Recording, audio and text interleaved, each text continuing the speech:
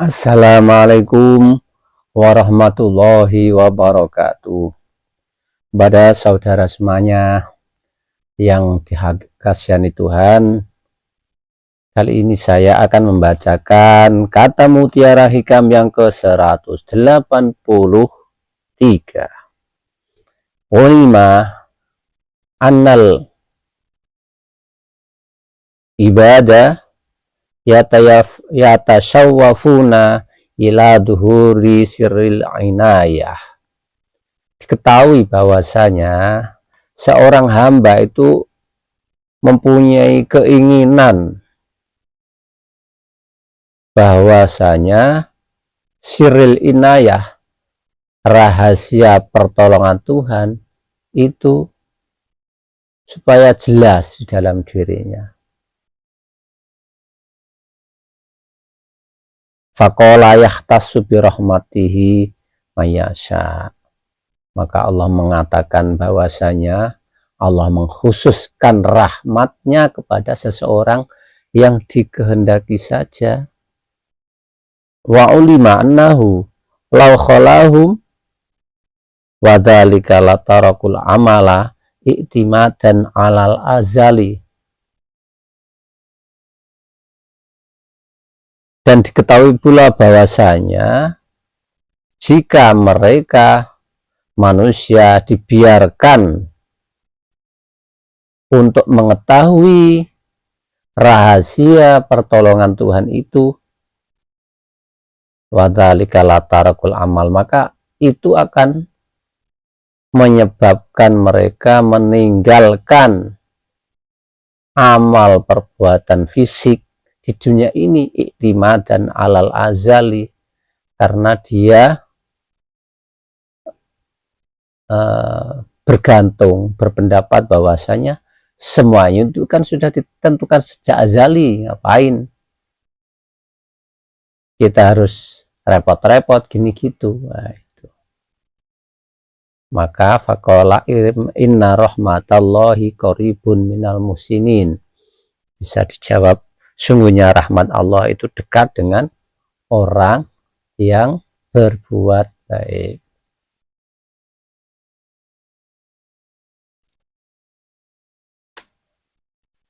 Lam akhbara subhanahu fi kutubi ala al-sinati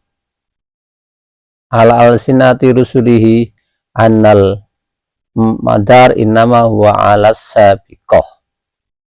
Faman sabaqat lahul inayah la tadurruhul jinayah. Tasawafa al-khalqu kullum ila duhuri siri hadil inayah. Faqulu wahidin yadhunnu annahu min ahliha. Fa akhbarumul haqqa ta'ala anna dzalika sir innama huwa al-lil ba'di dunal ba'di. Jadi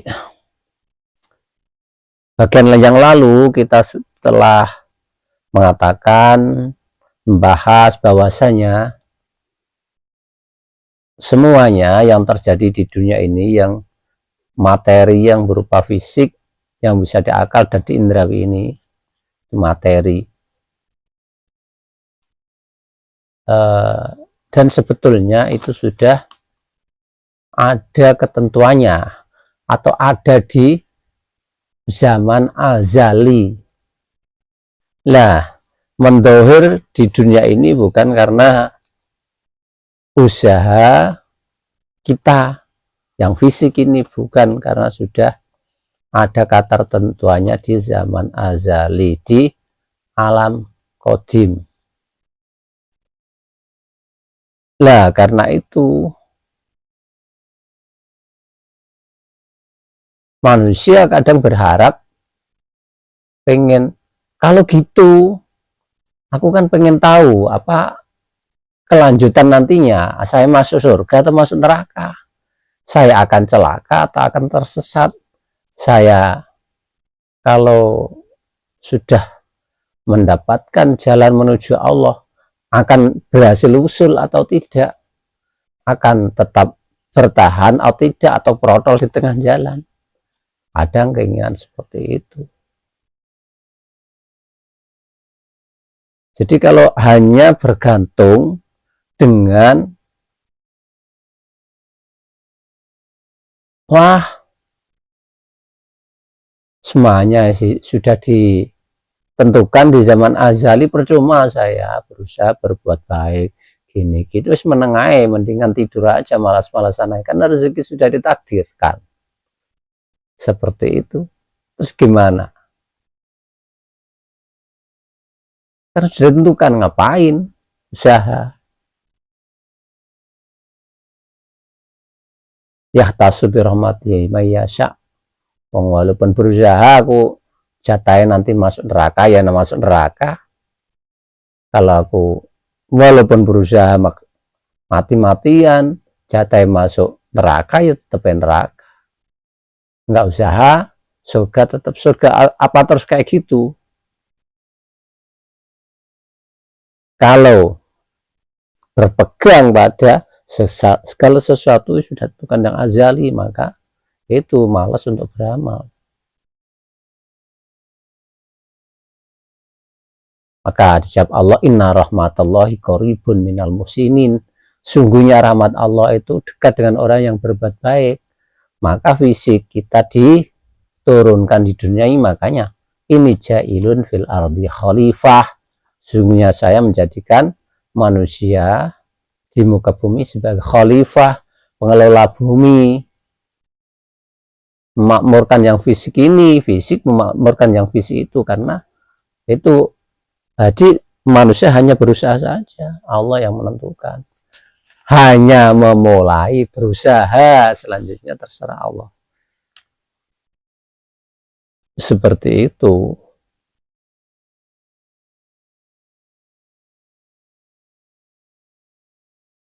Kalau hanya bergantung kepada Allah, fastanadaha ila masyiati duna masyiatihim fa'alimu anna dzalika lil ba'dal kul lanal kul wahidun yatma'u annahu min dzalikal ba'di farbama yatrakul amal wa yata'amuddu ala sabiqil azal fa abarahumul haqqa ta'ala anna dzasir. Itu alamatun tadul ala man huwa min ahlihi mumtasun bihi. Jadi makanya Allah menunjukkan bahwasanya beramal itu menunjukkan bahwasanya orang itu ahli itu. Jadi sesuatu yang azali, sesuatu yang kodim, sesuatu yang imateri, ketika masuk di dunia yang material, yang berupa fisik dan indrawi ini, ya harus mewujud materi. Walaupun diri kita ini asalnya imateri, tapi tetap mewujud materi, sama dengan presiden. Nama presiden itu kan kedudukan imater. Itu kalau belum ada yang menjabat sebagai presiden, ya nggak kelihatan kedudukan. Sama dengan wali kasih Allah, itu ketika belum ada orangnya, maka nggak mewujud untuk imateri. Hanya sebuah idiom.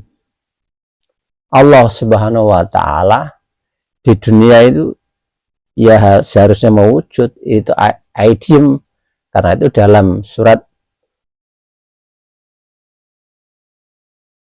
Qul a'udzu birabbin nas, saya berlindung dengan Tuhan manusia. Tuhan manusia itu siapa? Malikin nas, ya. Di dunia wujud raja manusia. Nah, raja manusia di dunia itu siapa? Kan Tuhan kan disembah. Maka raja manusia ilahina, sesembahan manusia. Orientasi manusia kepada Tuhan itu di dunia lewat itu ilahina, sesembahan manusia. Orientasi, kecintaan dan seterusnya. Nah, kalau sampai Allah langsung nggak bisa, dia tidak berwujud, tidak bisa terdeteksi, tidak bisa diindrawi, maka menuju ke arah situ. Makanya Allah menurunkan Rasul. Rasul pun itu masih tidak ada wujudnya. atau kita katakan gelombang, maka wujudnya di dunia berupa nabi, manusianya itu berupa nabi, itulah wujudnya. Tapi dia bukan Allah, tapi petunjuk alamatnya menuju Allah lah dia itu.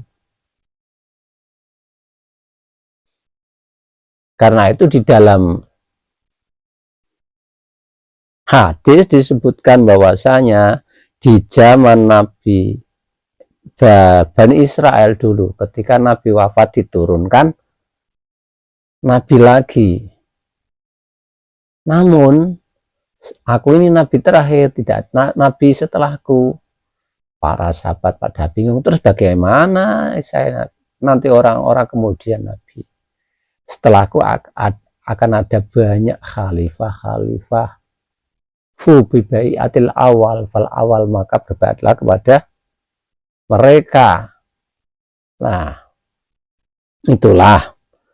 Jadi ada yang lain-lainnya, al ulama warasatul anbiya, ulama itu pewaris para nabi. Jadi Allah menuju manusia tetap ada Rasul. Walaupun saat ini namanya bukan Rasul, bukan Nabi.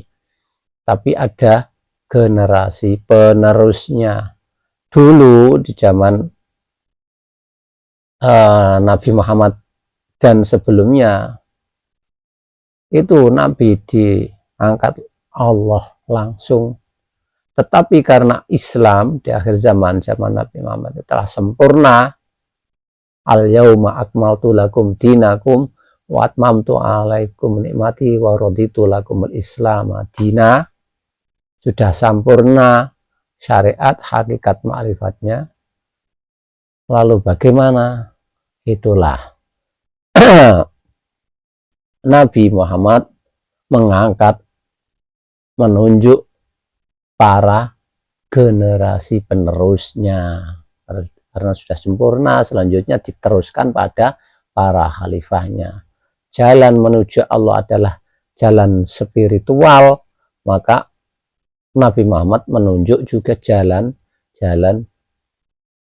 pemimpin-pemimpin spiritual. Dan itulah di ayat lain di Al-Kahfi disebutkan waliyam mursyida wa mayyudlilillahu falan tajidalahu waliyam mursyida. Barang siapa yang Allah sesatkan, dia maka tidak akan menemukan wali mursyid. Nah, jalan menuju Allah sekarang inilah yang disebut wali mursyid. Wali mursyid enggak, itu juga idiom. Siapa yang disebut mursyid itu, wali itu siapa?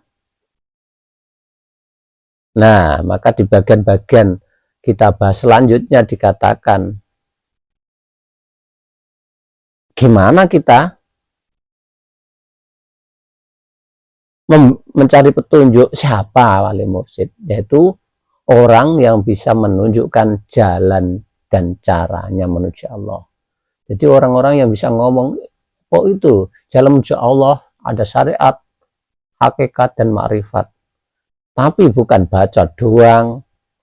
Kalau dia cuma pintar ngomong, tatkala dicari petunjuk lagi, gimana jalan menuju Allah, gak bisa menerangkan bulat, gak bisa menunjukkan jalan dan caranya, ya belum. Dia cuma bisa cerita dari ya kayak gini cerita.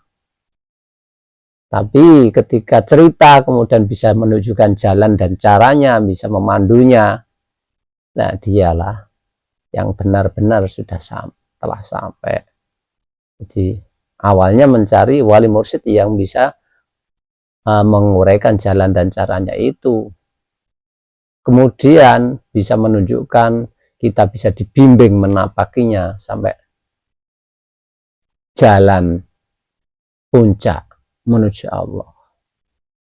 Hanya itu tanda petunjuk bahwasanya dia wali mursyid di dunia.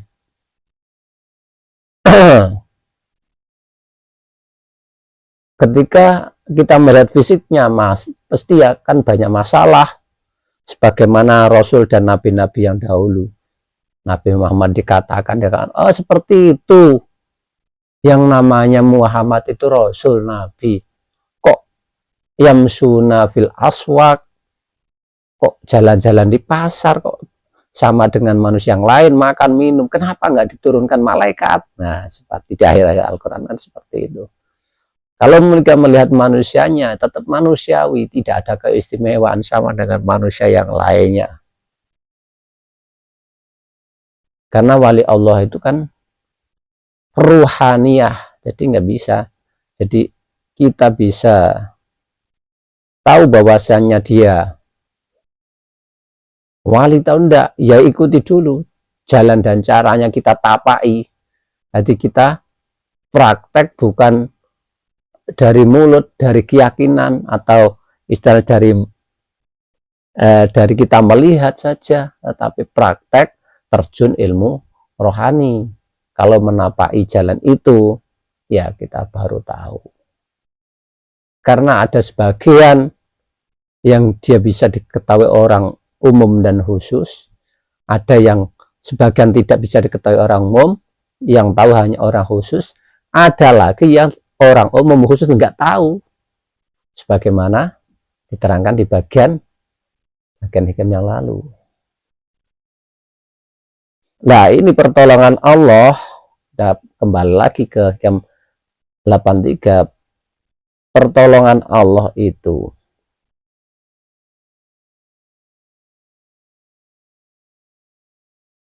atau syirul inayah, rahasia pertolongan Allah istilahnya. Kita berharap dalam diri kita itu ya jelas, nyata.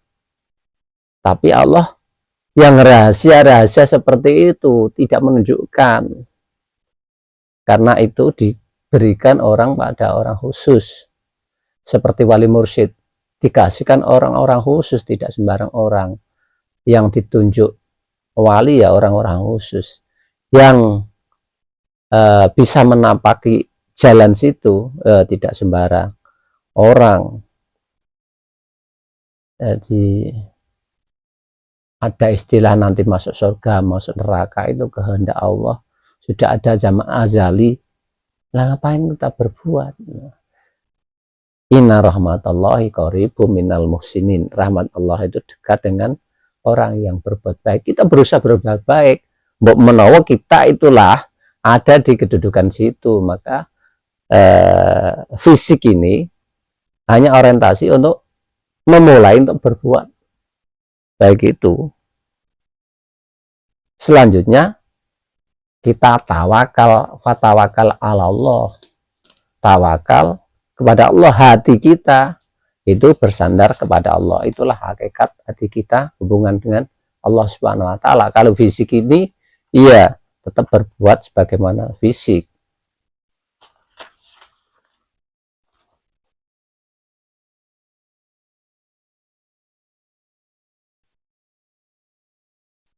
Ar-rahmat hiya al-inayah al-sabiqah wa hiya qaribah minal muhsinin alladin ahsanu ibadatan wa bihim rabbihim wasanu ila ibadi rabbihim. Jadi al-muhsin sabiqul inayah yang tadi dikatakan rahmat di dalam Al-Quran itu dikatakan sabiqul inayah, pertolongan yang Allah yang telah lalu atau di masa azali yang dikatakan versi ini. Itu maksudnya qoribun minal muhsinin, yaitu orang-orang yang bagus ibadah kepada Tuhannya dan bagus hubungan dengan hamba-hamba Tuhannya. Jadi bagus hubungan vertikal, bagus hubungan horizontal. Itu harus, makanya horizontal ini hubungan syariat, hakikat hubungan ke atas. Nah, ketika keduanya berjalan akan muncul jalan ketiga, yaitu ma'rifat. Itu pertolongan dari Allah Ta'ala sendiri, perubahan dari Allah Ta'ala sendiri. Fatah silu an-nasiru inaya inama yataharu alal musini al-munakin li'amalihim al mukhlisin fi ubudiyati rabbihim. Waman istanada ilal hukmi sabiq wa tarakal amal fahuwa maghrurun aw matrudun li tolihil hikmah hina sabaqat laka minul inayah wa katabaka fi jumati ahli riayah wal hidayah summa is tan latokka yaumal misak akrota fi rububiyatihi. Jadi sirul inayah, rahasia pertolongan itu bagaimana tanda-tanda orang masuk surga, yaitu muhsinin, orang yang di dunia baik, mutakin, bertakwa. Muhsinin, takwa itu perannya dimensi dekat dengan Allah. Mukhlisin, amalnya ikhlas, orientasinya hanya Allah, tidak cari di pengen ibadah, orientasinya biar kaya, biar sakti, biar naik derajat dan seterusnya, itu belum mukhlisin. Nanti orientasi mukhlisin hanya Tuhannya saja, itu mukhlisin. Nah, terus barang siapa yang bergantung pada hukum yang telah ditentukan, yang azali itu, yang kodim, dan meninggalkan perbuatan fisik, orientasi malas-malesan, lah itu namanya mengikuti hawa nafsu. Maka dia maghrurun, kebujuk.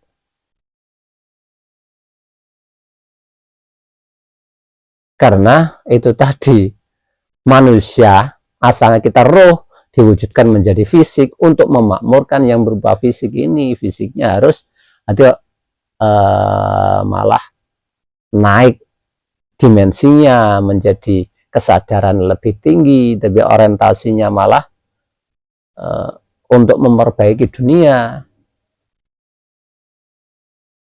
bukan malah malas-malesan, bukan malah mengaduk sasani, membuat kerusakan dan membuat permasalahan di dunia. Jadi malah memperbaiki dunia, menjadikan Allah menjadikan fisik ini sebagai khalifah di bumi untuk memakmurkan dunia.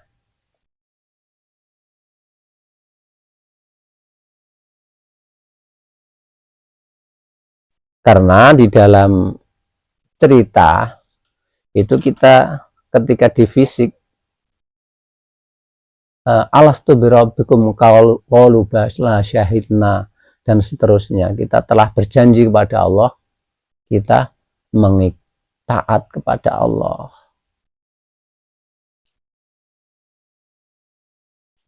Jadi Allah menurunkan kita di dunia untuk itu tadi, untuk supaya kita menjadi khalifah. Khalifah itu memperbaiki, menyatukan, merukunkan dan seterusnya, bukan membuat kerusakan di bumi. Kalau membuat kerusakan, ya akan dirusak oleh Allah. Sebagaimana iblis dibuat oleh Allah Subhanahu wa taala di golongan malaikat. Ketika di surga dia masuk golongan malaikat, orang-orang yang pertama, sudah dekat dengan Allah.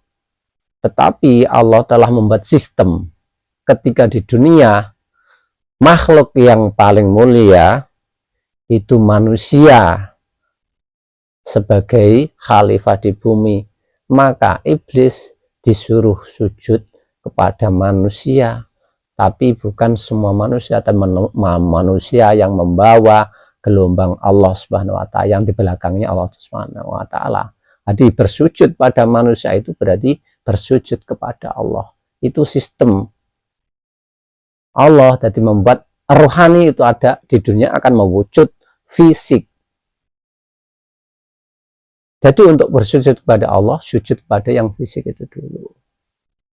Karena iblis enggak mengakui, ya ditunduk kepada Allah, tidak digolongkan dari golongan yang terdekat lagi. Itulah karena itu, jadi fisik ini harus memakmurkan dunia yang fisik supaya orientasinya kembali kepada Allah, tidak terikat dengan dunia ini. Orientasinya hanya ilahi anta maksudi waridho kamatlubi, orientasinya hanya kepada Tuhannya dan ridhonya yang dicari. Hanya itu saja. Jadi orientasinya hanya rohnya kembali suci, kembali kepada Allah yang asalnya suci, tidak terikat dengan dunia. Karena sebetulnya roh itu tidak butuh makan, tidak butuh kendaraan, tidak butuh beristri, dan seterusnya, tidak butuh itu semuanya. Ketika terikat fisik ini masih butuh makan, butuh berhubungan suami istri, dan seterusnya. Jadi roh itu, lah itulah nelongso kalau sudah berpisah nanti, karena masih terikat dengan dunia, lah itulah neraka, sengsaraan. Karena itu ketika masih hidup ini kita berlatih supaya kita masuk akhirat atau rohani kita tidak bergantung dengan yang sifat materi di sini, biar nanti ketika berpisah fisik dan materi, roh dengan fisik kita, maka rohnya akan menjadi merdeka, kembali ke sisi Tuhannya dengan ridho dan diridhoi. Ya ayatuhan nafsul mutmainnah irji'i ila rabbiki radiyatan mardiyah fadkhuli fi ibadi fadkhuli jannati. Wahai diri yang tenang, irji'i ila rabbiki, kembali kepada Tuhanmu, radiyatan dengan ridho, mardiyah dan diridhoi. Fadkhuli, kalau seperti itu maka fadkhuli fi ibadi fadkhuli jannati, maka masuk ke golongan hamba Allah dan masuk surganya. Demikian, semoga bermanfaat. Wallahul hadi ila subulir rasyad. Wassalamualaikum warahmatullahi wabarakatuh.